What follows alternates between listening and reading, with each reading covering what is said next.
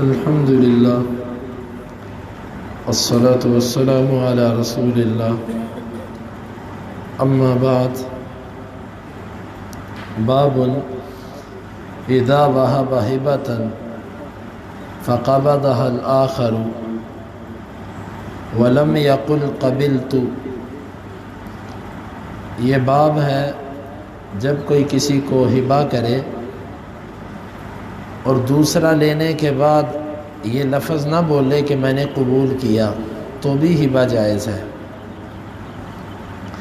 امام بخاری کہتے ہیں کہ ہمیں بیان کیا محمد بن محبوب نے، وہ کہتے ہیں ہمیں بیان کیا عبد الواحد نے، وہ کہتے ہیں ہمیں بیان کیا معمر نے زہری سے، وہ حمید بن عبد الرحمن سے، وہ ابو ہریرہ سے رضی اللہ عنہ۔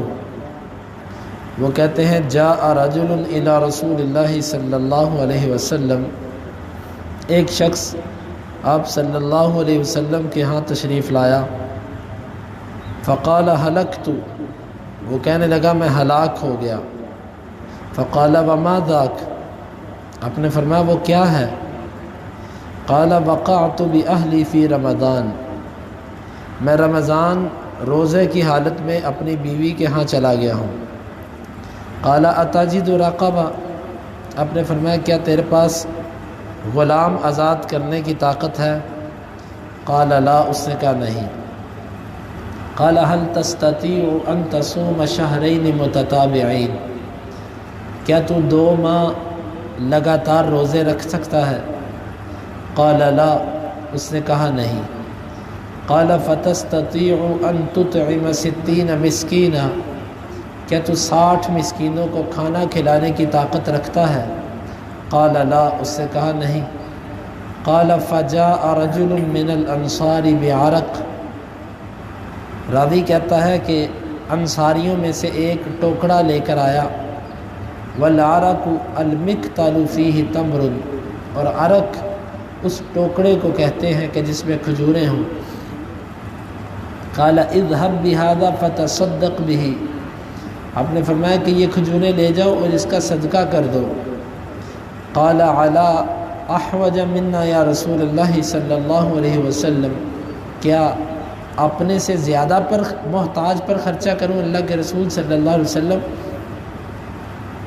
والذی بعثک بالحق، اس ذات کی قسم جس نے آپ کو حق دے کے بھیجا، ما بین لابتیہا اہل بیت احوج منا، ان 2 پتھروں کے درمیان تو ہم سے زیادہ کوئی گھر والا محتاج نہیں ہے۔ ثم قال، پھر آپ نے فرمایا اذهب فاطعمه اہلک، چلو لے جاؤ اپنے گھر والوں کو ہی کھلا دو۔ معروف حدیث ہے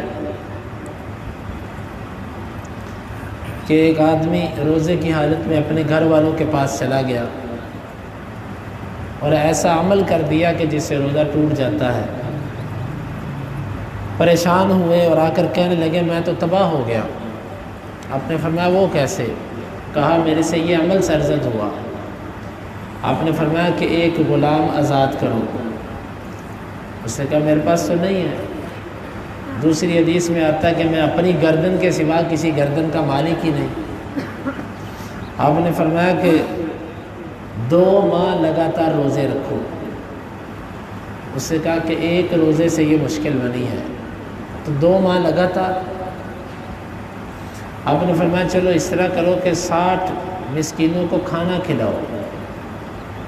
کہنے لگا اللہ کے رسول میرے پاس تو کچھ بھی نہیں، میں کھانا کہاں سے کھلاؤں؟ آپ صلی اللہ علیہ وسلم یہ بات اس سے کر کے خاموش ہو گئے۔ اتنے میں ایک انصاری کھجوروں کا ٹوکڑا لے کر آیا صدقے کے لیے، آپ کے پاس لے کر آیا۔ آپ نے فرمایا کہ یہ ٹوکرا لے جاؤ اور یہ صدقہ کر دو مسکینوں میں۔ کہنے لگا اللہ کے رسول یہ صدقہ اپنے سے زیادہ محتاج پہ کروں؟ اگر میرے سے زیادہ کوئی محتاج پوچھتے ہیں تو اللہ کی قسم جہاں میں رہتا ہوں وہاں پر تو میرے سے بڑا فقیر ہی کوئی نہیں، سب سے بڑا غریب آدمی تو میں ہوں۔ حدیث کے لفظ ہے کہ نبی کریم صلی اللہ علیہ وسلم مسکرا پڑے، حتیٰ بدت نواجذہ، یہاں تک کہ آپ کے داڑھیں نظر آنا شروع ہو گئی۔ آپ نے فرمایا چل تو لے جا، اپنے گھر والوں کو ہی کھلا دے۔ مسئلہ بھی پوچھنے آیا اور کھجوریں بھی لے گیا۔ تو یہاں سے امام، یہ حدیث پیچھے گزر چکی ہے، اس کی ہم نے وہاں پر اس کی وضاحت کر دی تھی اس حدیث کی۔ اب اس حدیث سے امام بخاری کیا مسئلہ ثابت کرنا چاہتے ہیں؟ امام بخاری رحمہ اللہ یہ بتانا چاہتے ہیں کہ آپ نے اس کو ہدیہ دیا، اس نے لینے کے بعد یہ لفظ نہیں بولا کہ میں نے قبول کیا، بس لے کر چلا گیا، یہ بھی قبول ہوتا ہے۔ اصل بات یہ ہے کہ بعض اہل علم نے کہا ہے کسی کا تحفہ اس وقت تک قبول شمار نہیں ہوتا جب تک لینے والا یہ لفظ نہ بولے کہ میں نے قبول کر لیا۔ مثلا ایک بندے کو آپ نے تحفہ دیا، اس نے آگے سے اگر یہ لفظ نہیں بولا کہ میں نے قبول کر لیا تو بعض اہل علم کہتے ہیں یہ تحفہ نہیں ہوا بھی۔ امام بخاری رحمہ اللہ ان پر رد کر رہے ہیں کہ نہیں، کوئی نہ بھی کہے زبان سے، جب وہ پکڑ لیتا ہے تو اس کا مطلب قبول ہی ہوتا ہے۔ دلیل یہ واقعہ ہے کہ آپ نے اس کے اوپر صدقہ کیا اور اس نے لے لیا، اور لینے کے بعد اس نے کوئی لفظ نہیں بولا کہ میں نے قبول کر لیا، تو اس کا لینا یہ قبول ہی تھا۔ یہ ہے امام بخاری رحمہ اللہ کی مراد۔ بعض دفعہ ایسے ہوتا ہے کہ ہم ایک حدیث سننے کے بعد کہتے ہیں کہ یہ کیا مسئلہ ہے جو امام بخاری نے ثابت کیا۔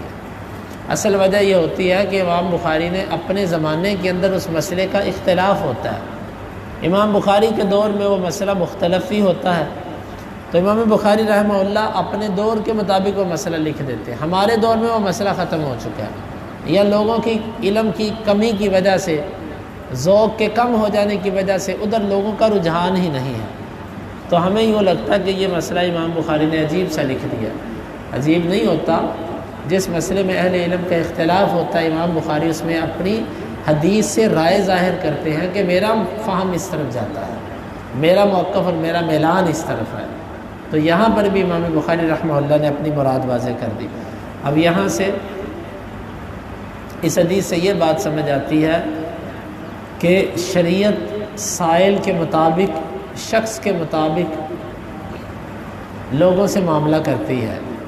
یہ مطلب نہیں آپ نے اس کو کہا کہ چل تیرے پاس اگر غلام آزاد کرنے کی طاقت نہیں تو مزدوری کر، کمائی کر، ایک غلام حاصل کر اور اس کو آزاد کر۔ یا آپ نے کہا چل دن رات مزدوری کر کے 60 مسکینوں کو کھانا کھلا۔ دین آسانی کا نام ہے، جہاں تک دین آسانی دیتا ہے اس آسانی کو قبول کرنا چاہیے۔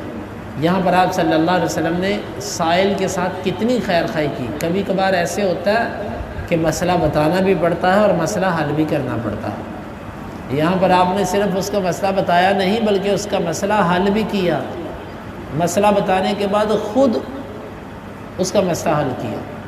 تو ہمیں ایسا بھی بننا چاہیے کہ کبھی اگر ہم سے کوئی سائل آئے تو ہم اس کو صرف مسئلہ ہی نہ بتائیں بلکہ اس کی جو اصل مشکل ہے اس میں بھی اس کے لیے آسانی پیدا کر دیں۔ یہ تھا نبی کریم صلی اللہ علیہ وسلم کا اخلاق۔ اللہ تعالیٰ سے دعا ہے کہ اللہ تعالیٰ ہمیں ان مسائل کو سمجھنے کی اور عمل کی توفیق عطا فرمائے۔ باقی اس کی تفصیل پیچھے گزر چکی ہے۔ اللہم انفعنا بما علمتنا وعلمنا ما ينفعنا وزدنا علما وآخر دعوانا ان الحمد للہ رب العالمین۔ حدیث نمبر 2600۔